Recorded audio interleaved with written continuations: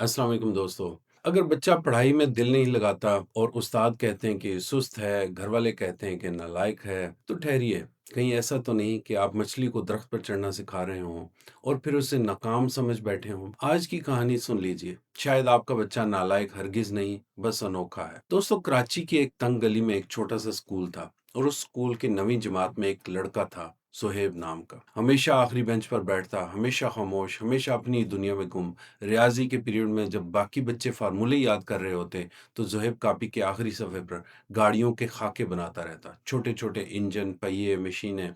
उसके वालिद की एक छोटी-सी दुकान थी। दिन-रात की मेहनत और बस एक ही ख्वाहिश कि बेटा मैट्रिक कर ले, दुकान पर बैठ जाए, ज़िंदगी आसान हो जाए।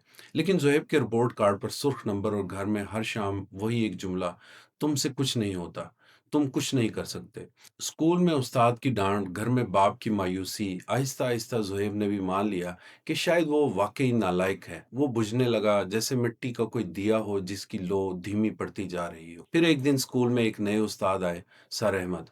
पहले ही हफ्ते उन्होंने ज़ुहैब की कॉपी पलटी और वो खाके देखे, गाड़ियाँ, इंजन, छोटी-छोटी मशीनें, हर लाइन में एक बारीकी, एक मेहनत। सर अहमद गुस्से में हरगिज़ नहीं आए, वो मुस्कुराए। उन्होंने ज़ुहैब को बुलाया और वो बात कही जो ज़ुहैब ने ज़िंदगी में पहली बार सुनी कि ज़ुहैब, तुम्हारे हाथ में जो हुनर है, ये हर किसी के पास नहीं होता। तुम नंबरों से नहीं डरते, बस तुम चीज़ों को नंबरों की नज़र से नहीं देखते। तुम उन्हें मटेरियल की नज़र से देखते हो। ज़ुहैब ने हैरत से सर उठाया। शायद ज़िंदगी में पहली बार किसी ने उसे कमज़ोर नहीं, मुख्तलिफ कहा था।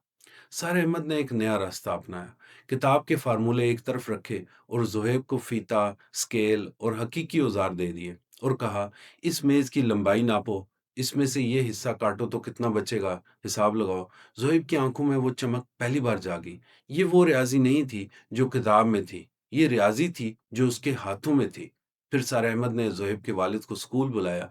वालिद डरते हुए आए, सोचा कि शायद कोई नई शिकायत होगी। लेकिन सर अहमद ने मेज़ पर ज़ुहैब के खाके रखे और कहा कि खान साहब, आपका बेटा नालायक नहीं, ये एक प्रैक्टिकल ज़हन का मालिक है। इसे घर पर नालायक मत कहिएगा, इसका हौसला मत तोड़िएगा। उसे दुकान पर हिसाब अपने तरीके से करने दें और देखें कि ये क्या कर दिखाता है। वालिद की आंखों में आंसू आ गए। पहली बार किसी ने उन्हें बेटे की कमज़ोरी नहीं, बेटे की ताकत दिखाई थी।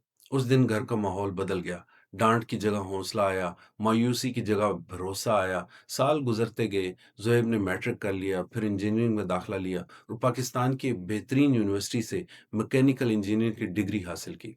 जिस दिन वो अपनी डिग्री हाथ में लिए यूनिवर्सिटी से निकला, सबसे पहले उसने अपने उस्ताद को फ़ोन किया। सर अहमद अब बूढ़े हो चुके थे, लेकिन जब ज़ुहैब उनके सामने खड़ा हुआ और उनका हाथ थामा, तो उसकी आवाज़ भर्रा गई।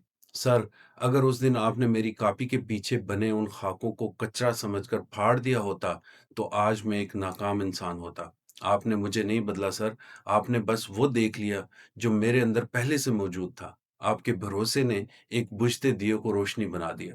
दोस्तों, ये कहानी सिर्फ ज़ुहैब की नहीं, ये हर उस बच्चे की कहानी है जिसे हमने बगैर समझे नालायक कह दिया। माहिरीन नफ्सियात बताते हैं कि हर बच्चा एक ही अंदाज में नहीं सीखता। कुछ बच्चे देखकर सीखते हैं, तस्वीरों और खाकों से। कुछ सुनकर सीखते हैं, ऊंची आवाज में पढ़कर और कहानी की तरह सुनाकर। कुछ पढ़कर और लिखकर सीखते हैं, किताबों से और नोट्स से। और कुछ बच्चे करके सीखते हैं, हाथों से चीजें छूकर, तोड़कर, जोड़कर। ज़ुहैब करके सीखने वाला बच्चा था। उसे किताब के फार्मूलों को नहीं, अपने हाथों की जुबान की जरूरत थी। जब किसी ने वो जुबान समझ ली, तो उसकी पूरी जिंदगी बदल गई।